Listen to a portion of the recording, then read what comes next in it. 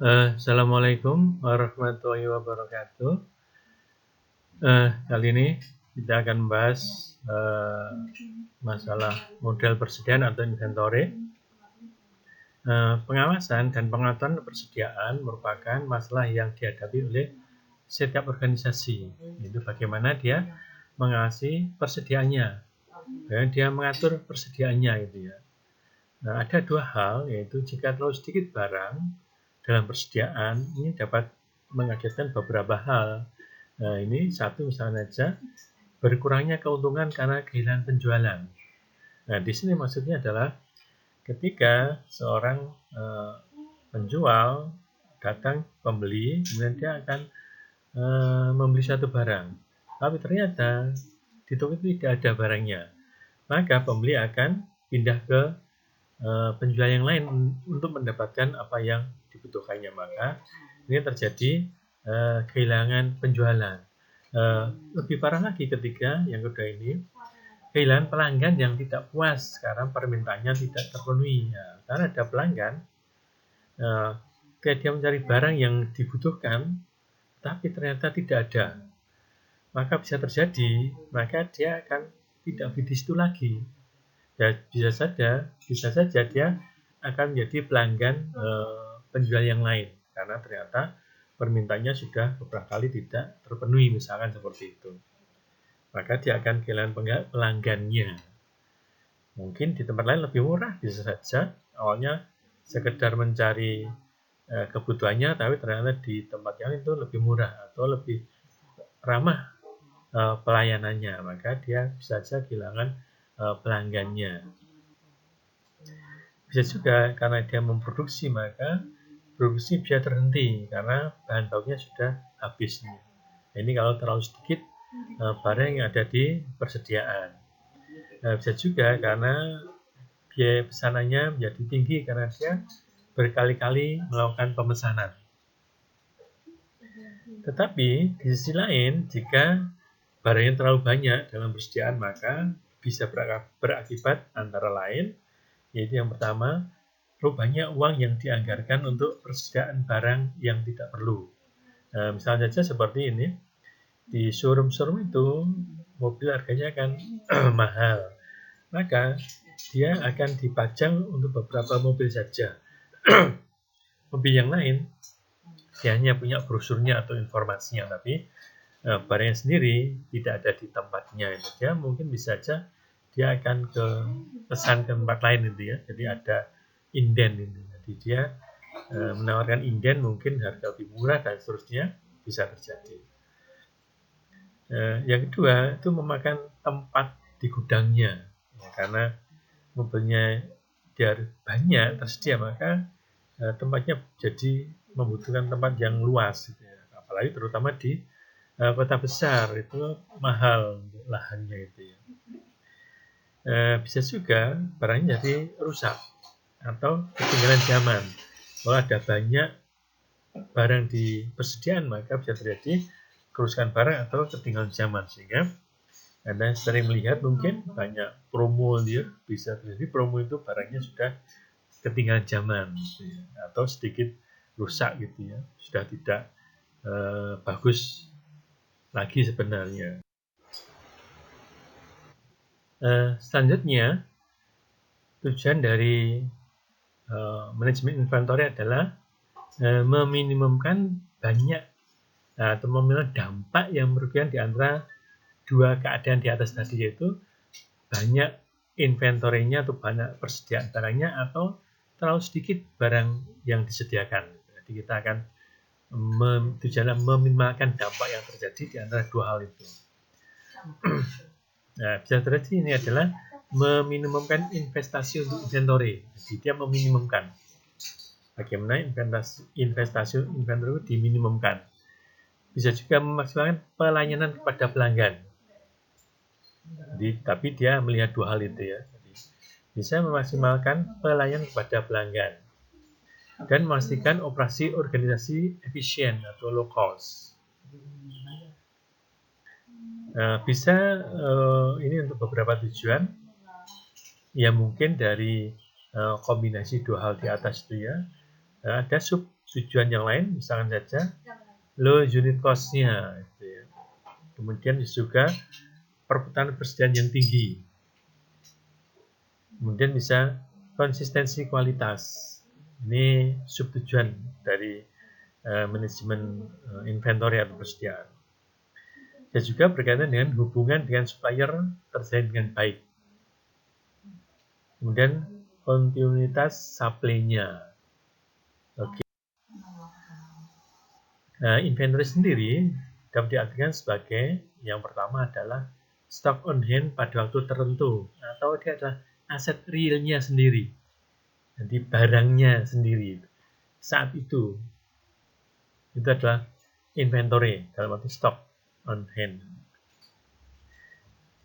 Biasa juga merupakan daftarnya, jadi cuma daftar dari semua aset fisik milik dari organisasi. Jadi hanya daftarnya saja, gitu ya. Kemudian yang ketiga, menentukan. Ini adalah proses menentukan jumlah barang dalam persediaan. Dan yang keempat, nilai dari stok barang yang dimiliki oleh suatu organisasi pada waktu tertentu untuk catatan keuangan dan accounting. Jadi bisa stoknya sendiri real, bisa juga daftar barangnya, bisa juga proses menentukan barangnya, bisa juga nilai stoknya sendiri. Jenis inventory itu ada beberapa. Yang pertama adalah barang habis.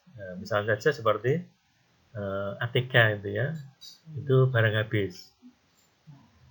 Mungkin kalau di labcom bisa saja hard disk, bisa saja power supply itu bisa termasuk barang habis ini ya. Yang kedua adalah raw material, bahan bakunya ini ya. Kemudian in progress goods, berarti ini adalah barang setengah jadi. Dia ada barang baku, misalkan kayu gelondongan itu misalnya saja. Barang setengah jadi saja kayu yang sudah dipotong menjadi dengan ukuran tertentu sehingga nanti tinggal ngerakit misalkan. Dan barang jadi. Nah, ini adalah jenis-jenis inventory. Oke. Selanjutnya berkaitan dengan klasifikasi masalah persediaan. Yang pertama adalah pengulangan. Bisa single order, jadi dia sekali pesan. Sekali pesan ini, kasus seperti ini bisa terjadi seperti ketika seperti ini menjelang 17 Agustus ini banyak penjualan tiang bendera sendiri dan umbul-umbul ini. Nah, ini bisa masuk ke sana ketika penjualan dia itu membeli banyak dan membeli banyak dengan harga murah, otomatis kemudian dia akan menjualnya selama masa sebelum 17 Agustus dia menjual itu. Nah, dia diharapkan dia beli itu dia untuk sekali dan memenuhi di sesi ketika menunggu peringatan itu ya. Ini adalah sekali pesan saja. Kemudian berikutnya adalah berkali-kali pesan. Jadi dia akan berkali-kali pesan seperti kebutuhan harian misalkan saja, bisa saja beras itu bisa dia berkali-kali pesan, tinggal sedikit pesan, atau sabun dan seterusnya ini bisa banyak hal. Kemudian untuk sumber supply-nya itu bisa dari luar atau bisa dari dalam. Kalau dari dalam mungkin bisa saja antara anak perusahaan itu ya, mensuplainya saja di industri mie misalkan aja ada gandum itu ya, tepung gandum itu atau terigu Bukasari itu dia supply ke Indofood, di supply untuk makanan, untuk mie, dia dalam satu induk perusahaan ya. Jasa seperti itu. Dan berikutnya adalah kaitan dengan demand. Pengertian berkaitan dengan demand bisa konstan, bisa juga dia adalah variabel. Demand punya variabel, dia punya distribusi, bisa seperti itu. Oke.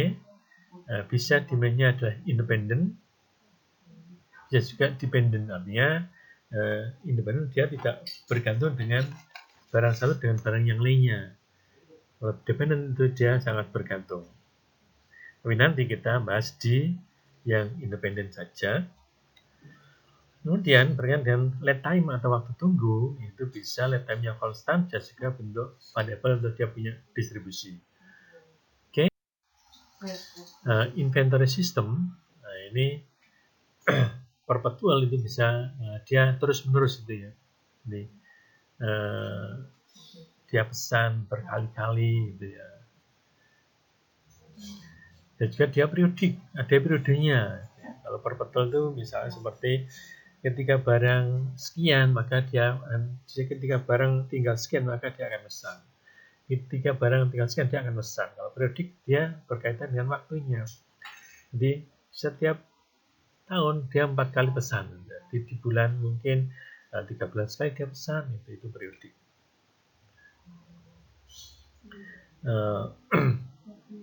Dan juga di material requirement planning. Jadi ini perencanaan kebutuhan material. Jadi misalnya di bisa juga di restoran itu ya, dia akan memasak banyak makanan dengan beberapa resep yang akan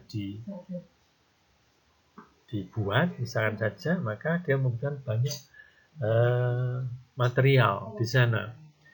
Baik itu material yang besar seperti ayam, kemudian seperti gula, bisa juga yang kecil seperti merica, kemudian daun jeruk dan seterusnya. Dia kemudian semuanya itu dia di planning atau direncanakan, sehingga ini pekerjaan yang sangat besar ya untuk ketika dia membutuhkan material yang banyak seperti di restoran. Ya. Bisa juga berkaitan dengan distribusinya, ya. Perencanaan kebutuhan distribusi itu ya. Dia punya barang ya. Dan single order quantity ketika dia menentukan jumlah pesanan tunggal itu kira-kira yang optimal berapa gitu ya. Seperti yang tadi itu yang saya sebelum tadi, dia kira-kira beli bendera berapa sih? Tiangnya berapa untuk sekali sesi itu. Dan juga ketika di menjelang tahun baru misalnya saja ada penjual trompet itu juga sama, dia juga akan ketika peristiwa itu kira-kira dia pesan berapa banyak itu, sehingga ketika dia kondisinya masih jauh dia bisa lebih murah, jualnya juga mungkin nggak terlalu mahal, ketika agak mulai mendekati mungkin sudah mulai mahal ya. Tapi ketika melewati dia akan mungkin harganya akan jatuh gitu ya. Oke. Komponen dari inventory adalah demand atau permintaan, dan penambahan barang karena dia pesan ya, dia ada penambahan barangnya, dan constraint atau kendala-kendala, bisa kendala berkaitan dengan tempatnya, bisa dengan dananya yang ada dan seterusnya. Dan berkaitan dengan biayanya, dia keluar untuk berbagai hal. Oke. Biaya dari inventory itu meliputi beberapa hal, yaitu yang pertama bisa berkaitan dengan biaya pembelian. Ini dia beli barang berapa, jadi harga barangnya bisa dianggap seperti itu. Kemudian biaya pembelian dari suatu barang adalah harga barang jika dibeli dari sumber eksternal. Jadi harga barangnya itu untuk biaya unit produksi jika diproduksi secara internal, atau harga produksinya. Ya. Oke, jadi bisa harga barang karena dia beli dari luar, atau biaya produksi ketika yaitu sumbernya atau supply dari dalam. Biaya order atau biaya pesan, biaya yang timbul dari proses pemesanan dan penerimaan barang dari supplier luar. Ini bisa dalam bentuk beberapa hal yang kadang memang agak susah untuk diidentifikasi. Ini biaya pasokan, formulir, agak susah, formulir, pemrosesan pesanan, tenaga administrasi pendukung, dan lain-lain. Memang agak susah mengidentifikasinya, karena memang mungkin bisa kecil-kecil gitu ya. Biaya setup mesin misalnya saja, mesin mulai dipakai, dia akan setup awal itu biasanya besar, seperti ketika pesan undangan itu kadang kalau pesan buku sama aja, atau kita mencetak buku, kalau kita cuma mencetak satu ya mungkin mahal dibanding kita mencetak katakanlah 5.000 eksemplar mungkin ya, mungkin katakanlah 50.000 eksemplar mungkin satu unit atau satu eksemplar buku itu bisa aja misalkan aja 15.000. Nah, kalau dia cuma satu bisa aja dia bisa 30.000 dan seterusnya. Jadi bisa amat jauh berbedanya. Jadi menyiapkan mesin atau proses untuk memproduksi sebuah pesanan. Clean up cost, retooling cost, adjustment cost, dan seterusnya. Ini berkaitan dengan itu. Oke, biaya penyimpanan atau holding cost. Biaya berkaitan dengan penyimpanan barang atau penahanan persediaan sampai inventory tersebut dijual atau dipakai. Jadi disimpan sampai barang itu dijual. Dijual menahan barang di suatu tempat sampai barang itu diperoleh oleh orang lain, yaitu dijual atau dipakai. Yang mencakup biaya berkaitan dengan pergudangannya, keusangan, nanti nilai keusangan barangnya, asuransi, staffing tambahan, pembayaran bunga, dan lain-lain misalnya. Yang terkait dengan itu biasanya kita buat tunggal akan lebih mudah. Dan stock cost, biaya stok habis, biaya yang muncul karena banyaknya permintaan melebihi stok yang tersedia. Umumnya mencakup biaya yang disebabkan oleh hilangnya kepercayaan pelanggan di samping hilangnya pendapatan potensial. Artinya pelanggannya sudah nggak itu lagi karena dia tidak terpenuhi permintaannya, kebutuhannya sudah tidak dapat dipenuhi saat itu, sehingga dia bisa mencari pelanggan yang lain. Maka itu bisa saja oleh perusahaan disebut dengan biaya stok habis, gitu ya. Atau pendapatan potensial, gitu ya.